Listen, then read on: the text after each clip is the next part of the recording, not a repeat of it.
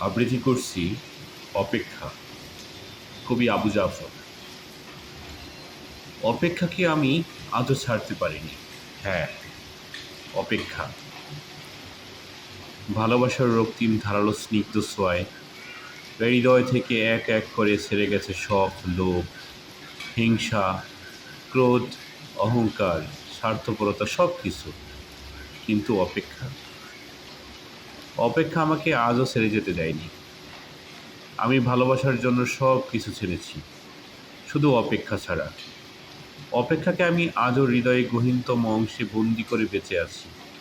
অনেকেই বলে শুদ্ধতম ভালোবাসার প্রকাশ হচ্ছে অপেক্ষা। ভালোবাসতে সবাই পারে, কিন্তু অপেক্ষা, প্রিয়তমার জন্য অপেক্ষা করতে পারে না। আসলে কি তাই? জানি না, হবে হয়তো। তবে অপেক্ষার কাছে আমি অনেক ঋণী।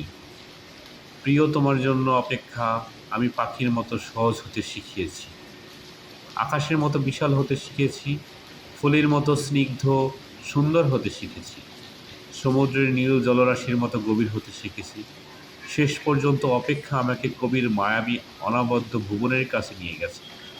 হৃদয়ের মধ্যে অপেক্ষাকে পুষে রাখা কি কঠিন, অথচ আমি সেই কাজটি করে যাচ্ছি প্রতি মুহূর্তে কি নিদারুণ আনন্দের সাথে। আহ, অপেক্ষা, তুমি কত বেদনার্ত সুন্দর।